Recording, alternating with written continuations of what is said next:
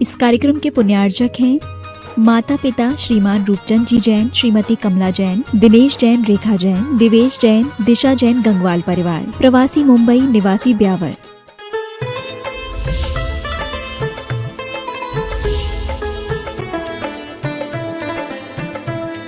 मंगलमय मंगलकरण वीतराग विज्ञान, नमो ताहि जाते भय अरहंतादिमान। जो विद्यादि सागर सुधी, जो विद्यादि सागर सुधी, गुरु है हितैषी। शुद्धात्म में निरत नित्य हितोपदेशी। वे पाप ग्रीष्म ऋतु में जल हैं सयाने, पूजूं उन्हें सतत केवल ज्ञान पाने। वंदू उन्हें सतत केवल ज्ञान पाने। एलोरा के मूल नायक चिंतामणि पार्श्वनाथ भगवान की, परम उपकारी आचार्य गुरुवर विद्यासागर जी महामुनि राज की, स्वयंभू स्तोत्र के रचयिता आचार्य समंतभद्र स्वामी महाराज की, पूज्य मुनि श्री 108 दुर्लभ सागर जी महाराज की। लगभग लगातार विगत दिनों से स्वयंभू स्तोत्र की यह श्रृंखला अनवरत आपके सामने यहाँ पर चल रही है। और आचार्य समंतभद्र स्वामी के माध्यम से और हरिवंश पुराण में जिनसेन स्वामी महाराज के माध्यम से प्रतिदिन दोनों आचार्यों के द्वारा एक ऐसी अद्भुत अध्यात्म गंगा हमारे अंदर में प्रवाहित की जा रही है। भले ही हम कहीं पर भी बैठें, कहीं पर भी रहें और कहीं पर भी चलें, लेकिन उन आचार्यों की वाणी हमें प्रेरित करती है कि क्या ये मार्ग है और क्या ये मार्ग सही है या गलत। बस उस मार्ग को उपदेशित करने वाली, आत्मा से परमात्मा बनाने वाले इन सूत्रों को, इन फार्मूला को समंतभद्र स्वामी आचार्य इस स्वयंभू स्तोत्र के माध्यम से बता रहे हैं। जो पामर से परमेश्वर बनने का मार्ग बता रहे हैं, जो पतित से पावन बनने का मार्ग हमें दे रहे हैं। प्रतिदिन एक एक सूत्र के माध्यम से हम सब यहाँ पर यह आराधना कर रहे हैं। प्रथम श्लोक में चंदा प्रभु भगवान की स्तुति में अपन ने नाम की सार्थकता देखी कि किस प्रकार से उनका नाम वर्ण गौर वर्ण चंद्र प्रभम चंद्रमरीचि गौरम जो था, उसमें 6 विशेषताएं आचार्य ने बताई।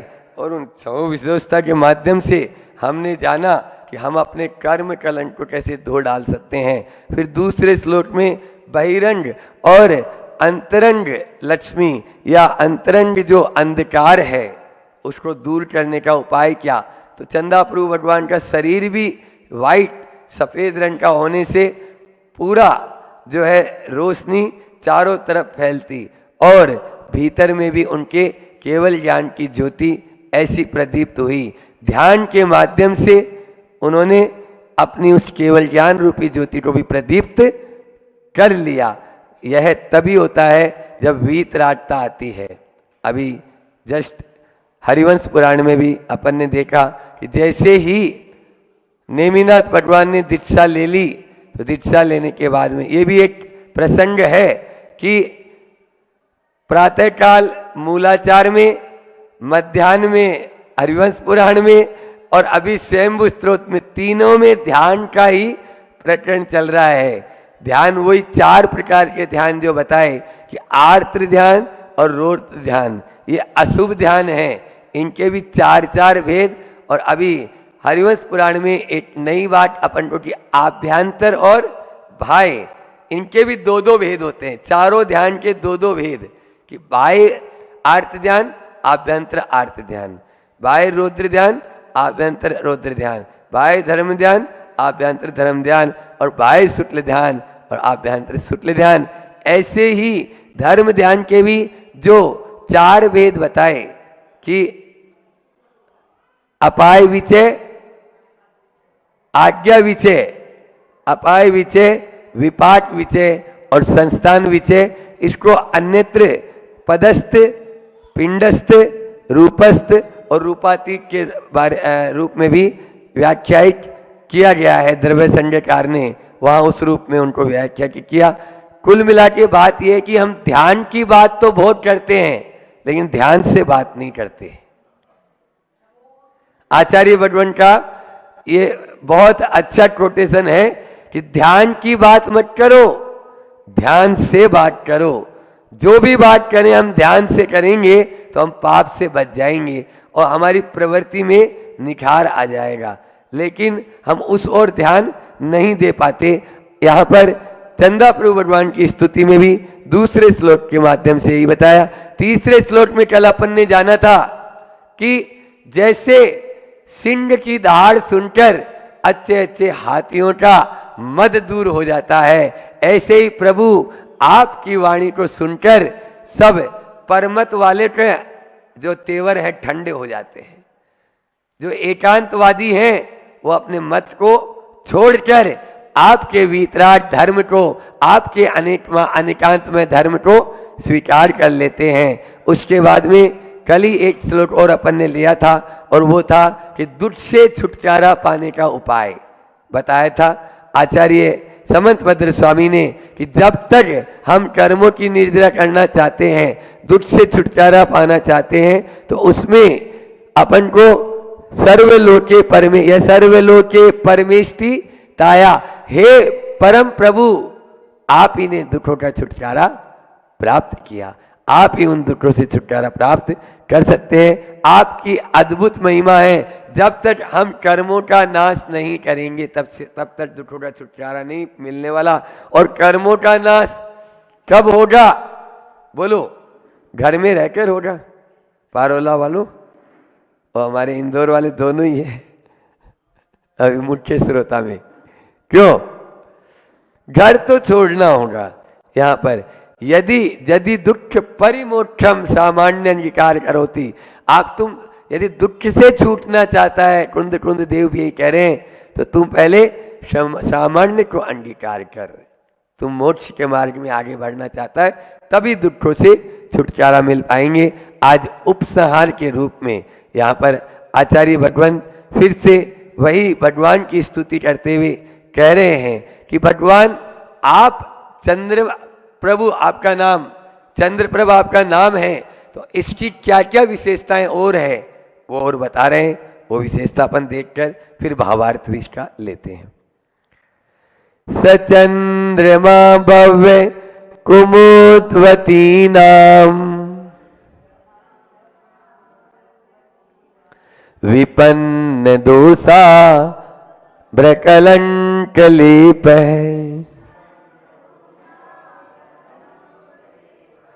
व्याकोश वाण्याय मयूख माल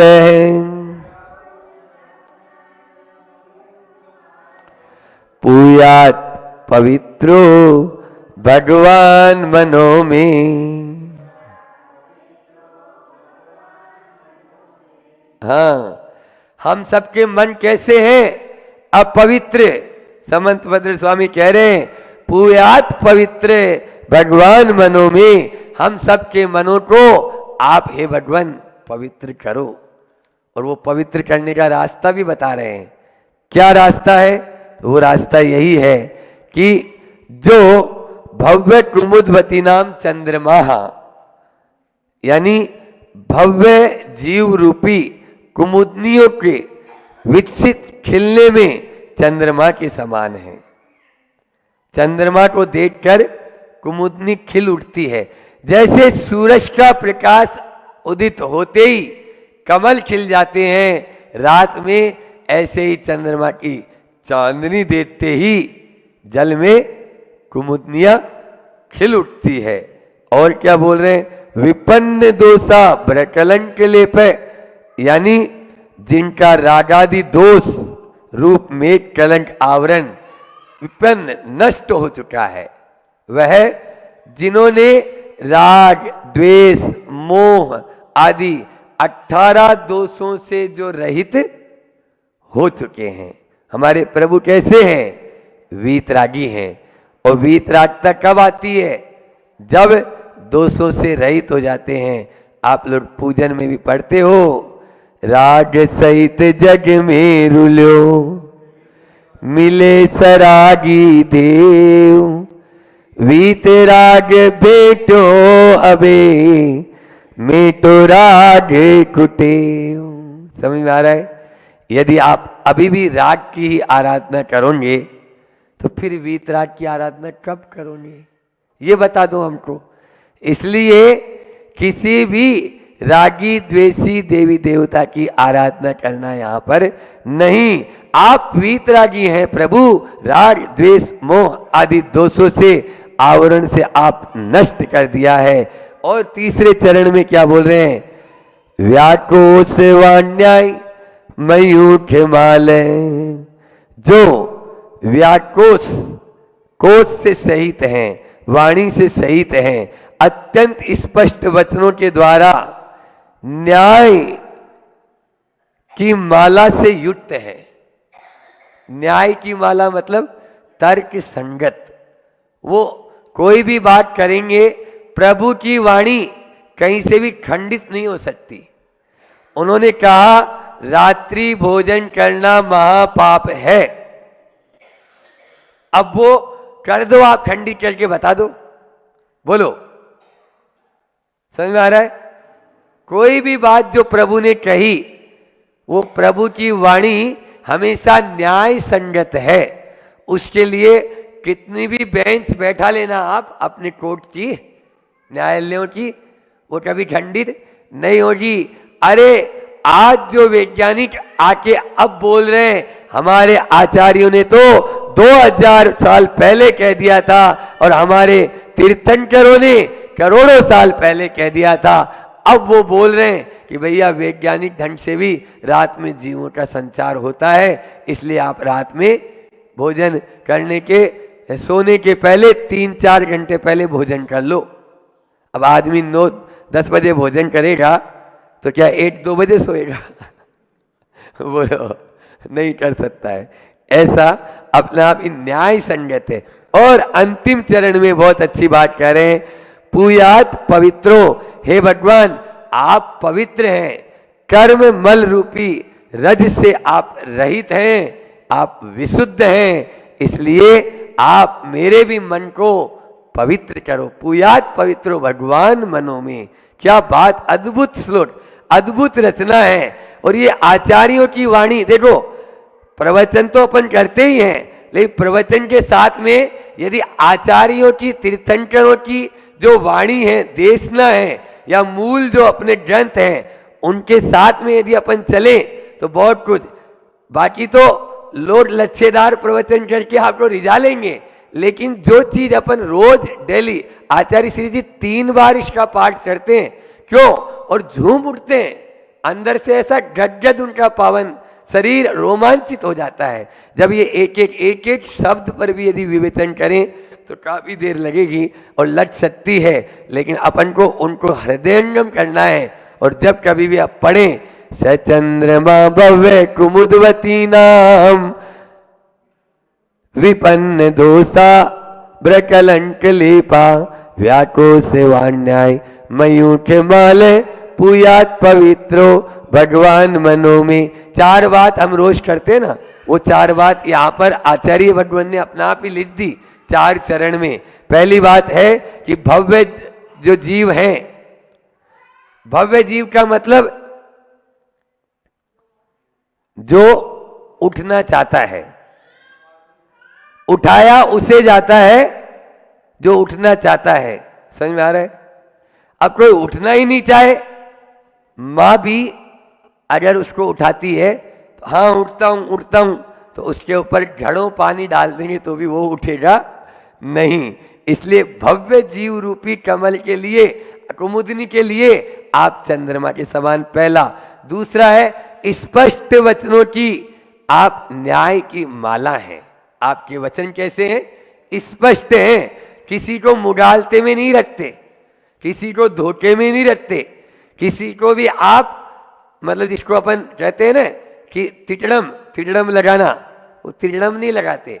आप जो बात है स्पष्ट कह देते, भैया ये बात है देख ले, ऐसी ऐसा मार्ग तो यही है, आज आए तो और कल आए तो तेरे ऊपर है। और तीसरी बात, रागादि दोषों के आवरण को नष्ट कर दिया है। और चौथी बात, आप कर्म मल से रहित परम पवित्र हैं। इस प्रकार से हे चंद्र प्रभु भगवान, आप मेरे मन को भी पवित्र करें। पहले इसका अपन पद्यानुवाद भी ले लें और फिर उसके बाद में आगे। भगवन तुम शशि भव्य कुमुदित ये खिलते हैं द्रग खोल रहे, राग रोष में मेघ तुम्हारे चेतन में नहीं डोल रहे, शादवाद में विशद वचन की मणि में माला पहने हो, परम पूत हो पावन कर दो, मम मन वश में रहने दो। मेरे मन में ही आप परम पवित्र, क्योंकि मेरे हृदय रूपी सिंहासन पे आपको मैंने बैठा दिया, अब आपको जाने नहीं दूंगा, है ना। हाँ, आप मेरे इस सिंहासन पे आपने हृदय पर बैठ चुके हो, आप जाके तो बताओ, आप में हिम्मत है तो। इस प्रकार से वह भक्त उन प्रभु के चरणों में अपना यानी जो है ना, परम पूत हो पावन कर दो, मुझे भी आप पावन कर दो, मम मन वश में रहने दो। बस अब मेरा मन वश में, लेकिन हम अपना मन ही वश में नहीं कर पाते, बाकी सबको वश में कर लेते हैं।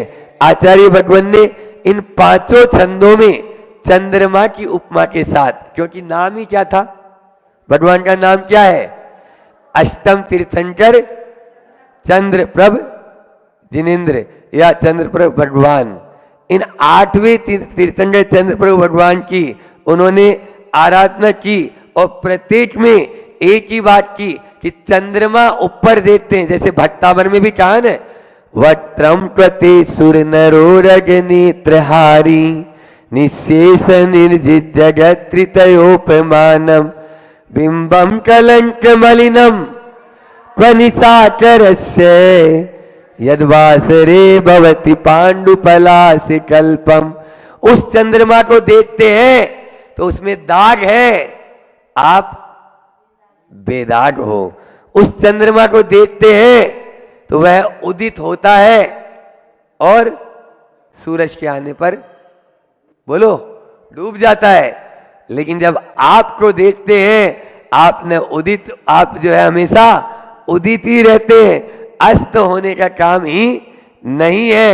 और वह चंद्रमा अति दूर, बहुत दूर है बिंबम, लेकिन आप हमारे हृदय में विराजमान है। इसलिए वहां पर भी मानतुंडाचार्य ने यही कहा, मुझे बाहरी कोई चंद्रमा से मतलब नहीं, मुझे तो आपकी, आप जैसे चंद्रमा से मतलब है, जिनकी भक्ति के द्वारा मेरे हृदय रूपी कुमुदनी खिल उठती है। आपके चरणों में आते ही बस मैं वह कमल की भक्त वही होता है। वास्तव में भक्त वही होता है जो भगवान के चरणों में आकर जिसका हृदय कमल खिल उठे, जिसके अंदर में रोमांच उठ जाए।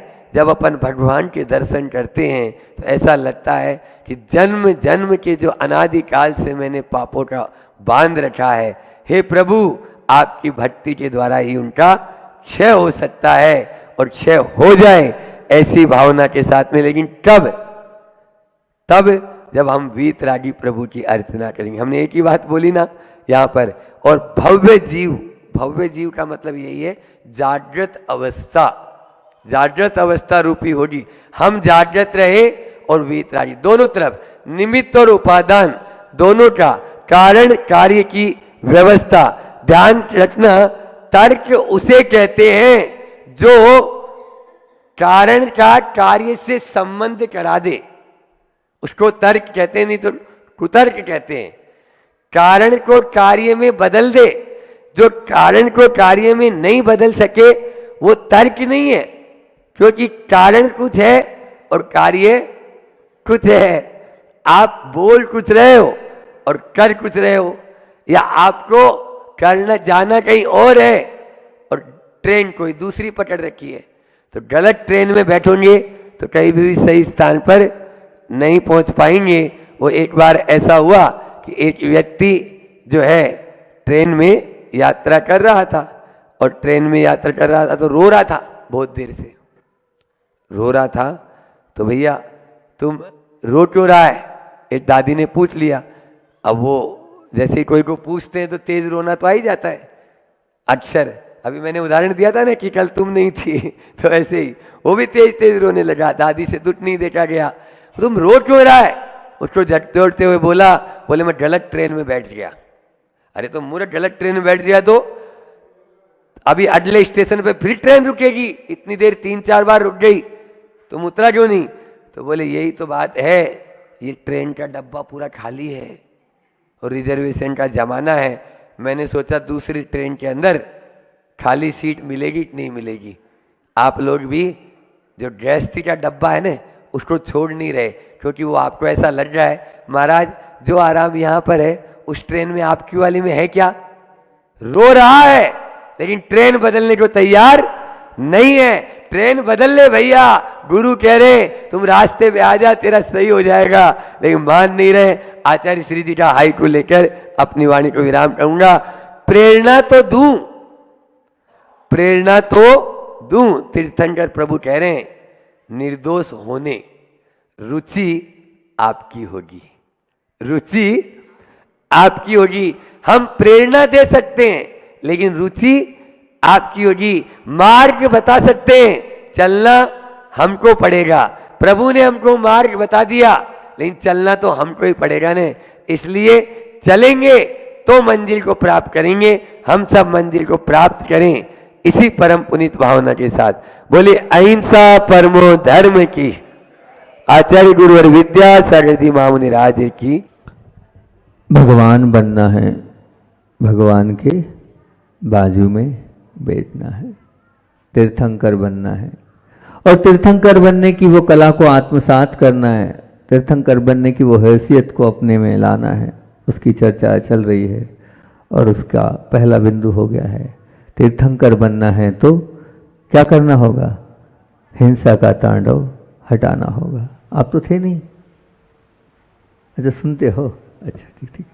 तीर्थंकर बनना है तो हिंसा का तांडव हटाना होगा। तीर्थंकर बनना है तो झूठ का वमन करना होगा। तीर्थंकर बनना है तो चोरी का दामन छोड़ना होगा। तीर्थंकर बनना है तो कुशील का जाल तोड़ना होगा। तीर्थंकर बनना है तो परिग्रह का आग्रह छोड़ना होगा। तीर्थंकर बनना है तो जीवन को निर्दोष बनाना होगा। तीर्थंकर बनना है तो सप्तशिल की ओर मुड़ना होगा। तीर्थंकर बनना है तो अष्ट प्रवचन मातृकाओं की ओर झुकना होगा। बात चल रही है, तीर्थंकर बनना है तो झूठ का वमन करना होगा। और झूठ की बात कल से ही प्रारंभ अपन ने करिएगी, और कल मैंने आपसे यहीं से प्रारंभ करी थी कि झूठ का वमन से तात्पर्य, पहली बात यही बोली थी हमने। क्या बोली थी कि एक भाई जिसको हमने क्या काय की बात बोली, चरण छू ले। उसने कहा चरण नहीं छू सकता हूँ। क्यों? क्योंकि भगवान सच्चे हैं, भगवान अच्छे हैं और मैं सच्चा नहीं हूँ। जब तक मैं सत्य को नहीं पालूंगा तब तक मैं चरण छूने का अधिकारी नहीं हूँ। ये बात, और कल एक और दूसरी बात आप लोगों के ललितपुर की वो घटना सुनाई थी कि क्या रात का त्याग 9 से लेके सुबह 9 तक का झूठ का त्याग, और वो झूठ का त्याग किया और इनकम टैक्स सेल टैक्स वाले आए और उन्होंने आगे रख के दिखा दी ये अलमारी, ये स्थान है। ये बात आप लोगों के बीच में कल मैंने रखी थी। झूठ की बात चल रही है कि आप सोचे तो सही बोलने के पहले हम क्या बोल रहे हैं। और हम कितना निरर्थक बोल जाते हैं और हम कितना छोटी सी बात को बहुत बड़ी बात बोल देते हैं। उसमें हमने आपके सामने सामग्रियों के विषय में भी बात रखी थी, दुकान की बिक्री के विषय में बात रखी थी, है ना, रिश्तेदारों के विषय में बात रखी थी, बच्चों की पढ़ाई के विषय में बात रखी थी। एक और बात रखता हूँ, अक्सर आप लोगों के बीच में वो होती हैगी कि हर घर की बात है वो, जब घर में झगड़ा होता है सास का और बहू का, तो सास और बहू का जब जो विवाद होता है, उस विवाद में आप विचार करना, आप उस विवाद को, उस छोटे से विवाद में आप कितना झूठ बोलते हो। उस विवाद में आप अपनी देरानी के लिए, अपनी जेठानी के लिए, अपनी ननद के लिए, अपनी सासू के लिए, या और भी जिन लोगों के साथ भी आपका मतभेद मनभेद होता है, उस मतभेद और मनभेद में आप अपनी बात को साबित करने के लिए, सबके बीच में अपने आप को प्रस्तुत करने के लिए आप कितना झूठ बोलते हो। विचार करना इस विषय पर लेकर। इतनी सारी बातें बोल देते हैं और इतना सब कुछ बोल देते हैं और लगभग वो उतना होता नहीं है जितना आप बोलते हैं, जिस प्रकार से आप प्रस्तुति करते हैं। कितना बड़ा पाप आप अपने माथे, मैंने कल भी बोला था, आप लोगों ने झूठ को पाप नहीं माना है। हिंसा को तो आप पाप स्वीकार कर रहे हैं, हिंसा के लिए प्रायश्चित ले रहे हैं, लेकिन बात ही बात में और अपने सहज भाव से, भाव नहीं है बोलने के, झूठ बोलने के भाव नहीं है, लेकिन आदत पड़ गई है। उस आदत के कारण आपके मुख से वो झूठ निकलता चला जा रहा है, निकलता चला है। नेचर, स्वभाव बन गया है।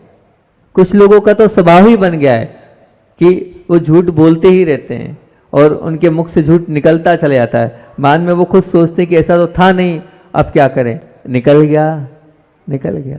लेकिन आप लगाम लगाएंगे, अपने आप को स्थिर करेंगे, तो अपने आप उस झूठ से आप बच सकते हैं, झूठ से आप अपने आप को निकाल सकते हैं। और निकालना आपके स्वयं के हाथ में, आप किस प्रकार से उस झूठ से बच सकते हैं। तो बोलने के पहले सोचो फिर बोलो। सोचने का समय ही नहीं है हमारे पास, कहाँ से सोचें हम। हमें तो बस दिन भर बोलना है, बोलना है, बोलना है, बोलना है, बोलना है। अब उस बोलने के माध्यम से आचार्य भगवान बार बार कहते हैं कि आप ये मानना, बोलना पाप है। क्यों? क्योंकि आचार्य जी कहते हैं कि वचन वर्गणाएं निकलती हैं, इन वचन वर्गणाओं के माध्यम से ये ब्रह्मांड के कोने कोने तक जाती है और जहाँ जहाँ तक जाती वहाँ वहाँ तक के जीवों को आपकी वाणी से आघात पहुँचता है।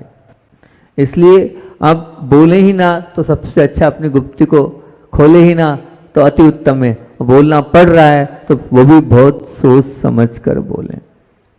दूसरी बात, आप विचार करना, झूठ बोलकर आपने अपने जीवन में क्या जो प्राप्त कर भी लिया है, वो प्राप्त हो भी गया है, वो प्राप्त आपने लिया भी है, सब कुछ कर लिया, लेकिन वो आपके जीवन में क्या सुख को, क्या शांति को प्रदान करेगा? जो झूठ से आपने प्राप्त किया है, जो झूठ बोलकर आपने अपने जीवन को जिया है, और झूठ बोलने के बाद उस जीवन को, जो जीवन जी रहे हो आप, वो वास्तविक जीवन है क्या?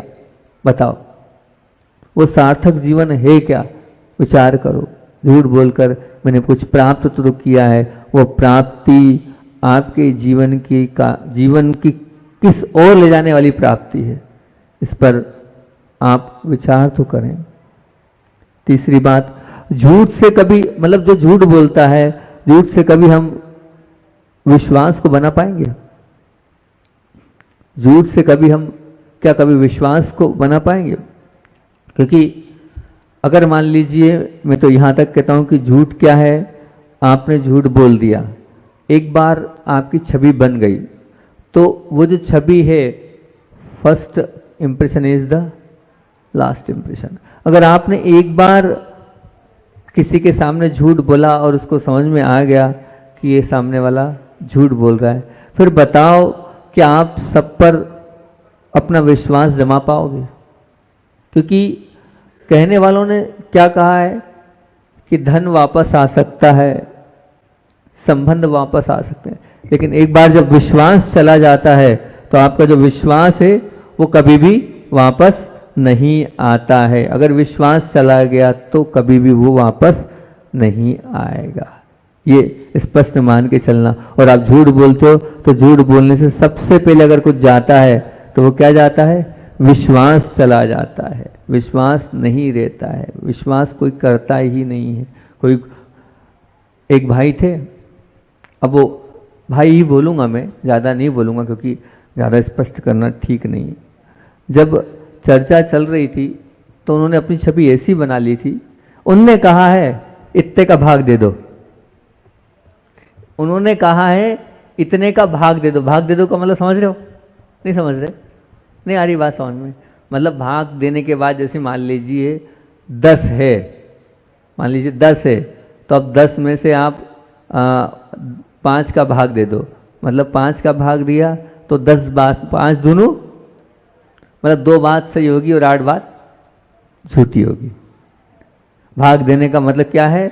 इतने का भाग दे दो, मतलब 10 बात बोली है, 5 का भाग दे दो, अब 5 दोनों 10, राशि कितनी? 2, मतलब 2 बात सही होगी और 8 बात छूटी होगी। आप विचार करना, आपकी बातों में हम कितने का भाग दें? आपकी बातों में हम कितने का भाग दें? क्या रेशो है आपकी बातों का? भाग देने वाला रेशो है कि नहीं नेट रेशो है? ऐसी अपनी छवि मत बनाओ, इस प्रकार का अपना चारित्र मत बनाओ कि लोग दुनिया आपसे के इतने का भाग दे दो। इतनी बातों तो इनकी झूठी ही रहती है। उनने कहा है विश्वास नहीं है। क्या है ये? मतलब आपने अपने विश्वास को खो दिया है, आपकी बात का कोई वजूद नहीं है, आपकी बात का कोई भी इस प्रकार से मानने को तैयार नहीं है। ये स्थिति, यही परिस्थिति। आप आपने बोल तो दिया, सच बोलते हुए भी आपके सच को सच स्वीकार नहीं किया जाता है। और एक व्यक्ति वो है जो झूठ भी बोलता है, लेकिन उनने बोला है तो निश्चित तौर से सत्य ही होगा, वो गलत बोलते ही नहीं है। ये छवि अपनी आपने कैसी छवि बनाई है? आपको लोग किस प्रकार से मानते हैं, किस प्रकार से स्वीकार करते हैं? एक बहुत महत्वपूर्ण प्रश्न है, अपने आप से आप पूछना क्या है आप। और एक बात, चौथी बात यह है कि झूठ अगर आपने बोल भी दिया तो आप ये बताओ ना, क्या वो झूठ कभी उजागर होगा कि नहीं? क्या वो झूठ सबके सामने आने वाले समय में आएगा कि नहीं? आज नहीं तो कल, कभी ना कभी तो वो झूठ आने ही वाला है, वो झूठ पता चलने ही वाला है। तो फिर क्यों झूठ बोलना? जिसका आने वाला कल भयग्रस्त है। और जो झूठ बोलता है ना, वो निश्चित मान के चलना वो भयभीत रहता है, वो कभी भी निडरता से अपने जीवन को नहीं जी सकता है, बिल्कुल नहीं जी सकता। उसके अंदर पल प्रतिपल हमेशा दिखता है। अगर मान लीजिए, झूठ का मैं बात बोलूँ, मान लीजिए आप कहीं यात्रा कर रहे हैं ट्रेन में। अब जब ट्रेन में आप यात्रा करते हैं, तो जब ट्रेन में यात्रा करते हैं तो टिकट नहीं है, तो आपको हर व्यक्ति के अंदर क्या दिखता है? हर व्यक्ति के अंदर क्या दिखता है? ये क्या है? ये झूठा जीवन है ना। हर व्यक्ति के अंदर टीसी दिखता है, वो तो नहीं, वो तो नहीं, वो तो नहीं। 4 से 8 12 घंटे की वो यात्रा आपकी भयग्रस्त होती हैगी। ध्यान रखना, वो झूठ आज नहीं तो कल कभी ना कभी और मैं, चलो ठीक है, उजागर नहीं भी हुआ कोई बात नहीं, नहीं हुआ उजागर नहीं हुआ, उससे भी कोई लेना देना नहीं है। लेकिन आप ये बताओ, वो जो झूठ भगवान ने आपके कर्म की लीला ने देखा कि नहीं? भगवान नहीं देखते, ठीक है, लेकिन आपकी कर्म की लीला ने तो देखा है ना। वो तो देख रहा है, उसके हिसाब किताब में तो लिखा गया ना कि आपने झूठ बोला है। आपकी अंतरात्मा तो जानती ना कि आपने झूठा जीवन जिया है। वो कोई उजागर हो ना हो, लेकिन ये मान के चलना कि आपके कर्म के खाते में वो एंट्री हो चुकी है। एक ही उदाहरण हमेशा देता हूं मैं इस चीज को लेकर कि कर्म क्या है। कर्म क्या है? कर्म क्या है? जैसे आप होटल में भोजन करने जाते हो और जब मीनू पर टिक करते हो कि ये चाहिए, वही आता है ना, वही आएगा। जो बुक किया है आपने वही है, जो आपने ऑर्डर किया वही आएगा। बस एक कर्म रूपी रेस्टोरेंट में भी अगर आपने झूठ बोला है तो झूठ का आपको झूठ ही मिलने वाला है। आज नहीं तो कल, कभी ना कभी तो वो आपका झूठ उजागर होगा ही। और एक बात ध्यान रखना, अगली बात, पांचवी बात कि आपने झूठ बोला, अब उस एक झूठ बोलने के लिए, उस एक झूठ को ढकने के लिए आपको बताओ कितने झूठ बोलना पड़ेंगे। जीवन भर तक आपको झूठ का सहारा लेना पड़ेगा। झूठ की बैसाखी के साथ ही आप चल पाओगे, एक बार झूठ बोलोगे। मैं तो कहता हूं वो पहला झूठ क्या है? योनि स्थान। पहला झूठ क्या है? योनि स्थान किसको बोलते हैं? मतलब उत्पत्ति का स्थान। योनि स्थान मीन्स उत्पत्ति का स्थान। देखना, 2 इंद्रिय, 3 इंद्रिय, 4 इंद्रिय, पंच जो जीव होते हैं, तो एक छोटा सा छेद होता है, वहां से जीव निकलते जाते हैं, टिड्डे निकल रहे हैं, निकल रहे हैं, निकल रहे हैं। तो बस वो पहला झूठ योनि स्थान है। आपने वो पहली बार जो झूठ बोला है, उस झूठ को योनि स्थान मानना, क्योंकि उस झूठ को संभालने के लिए, उसको संवारने के लिए, उसको सजाने के लिए आपको पल पल, कदम कदम पर झूठ का सहारा लेते जाना होगा, झूठ बोलते जाना होगा, झूठ बोलते जाना होगा। वो झूठा जीवन आपका चलता चला जाएगा, चलता चला जाएगा, चलता चला जाएगा। इसलिए हम झूठ ना बोलें तो अच्छा है। वो झूठ अनेकों झूठों को जन्म देने वाला है। वो झूठ अनेकों झूठों के साथ आपको अपने जीवन को पूरा झूठमय बनाने वाला है। पाप है वो, उसको स्वीकार करेंगे तो हमें लगेगा। और अगली बात ये कि झूठ जीवन, वो जो झूठा है तो सही, उस झूठ से जीवन में क्या धर्म आपके जीवन में वो ला पाएगा? वो जो झूठा आप जो जीवन जी रहे हो, वो झूठा जीवन जीकर क्या आप धर्म को अपने जीवन में अंगीकार कर पाओगे? नहीं कर पाओगे। क्योंकि कहते हैं कि 3 प्रकार के संसार बोलता हूं मैं। एक होता है अध्यात्म जगत, एक होता है संसार जगत, और एक होता है धर्म जगत। तो धर्म जगत, संसार जगत की जीत वो लोग जीतते हैं जो जिसके पास पुण्य में उजयते। जिसके पास पुण्य होता है वही संसारी जगत में जीतता है। ध्यान रखना, बिल्कुल फैक्ट बोल रहा हूं। क्योंकि आप ये मान के चलना, आपके पास बहुत कुछ है लेकिन पुण्य नहीं है, कुछ नहीं है। बहुत कुछ से तात्पर्य आपकी मेन मार्केट में मेन चौराहे पर दुकान है, परंतु दुकान है और एक आ रहा है 10 बजे और शाम को 5 बजे जा रहा है, और एक सुबह 5 बजे आ रहा है, रात को 11 बजे जा रहा है। तो यहाँ क्या हो रहा है? उससे वही मार्केट, वही दुकान, वही सब कुछ, लेकिन वो जो कम समय के लिए आ रहा है वो पता चल रहा है 1 लाख रुपए की सेलिंग कर रहा है, और जो सुबह से लेकर रात तक आ रहा है 10,000 रुपए। क्या कारण है? पुण्यमेव जयते, पुण्यमेव जयते। और एक साधक है, उस साधक के लिए पुण्य नहीं, पुण्य को ठुकराना पड़ेगा। पुरुषार्थ में उजयते, श्रम में उजयते, उसको भूखा ही रहना पड़ेगा, उसको हाथ से केशलोजी करने पड़ेंगे, तब उसकी जीत हो पाएगी। उसको थाली आने के बाद सब निकालना होगा, तभी उसकी जीत हो पाएगी। वहां क्या है? वहां श्रम में, पुरुषार्थ में उजयते। और अगर धर्म जगत में जीतना है तो धर्मात्मा कौन है? ध्यान से कान खोलकर सुन लो। मंदिर में पूजा करने वाला धर्मात्मा, बात की बात है। अभिषेक करने वाला, बात की बात है। स्वाध्याय करने वाला, बात की बात है। तो क्या? सत्यमेव जयते।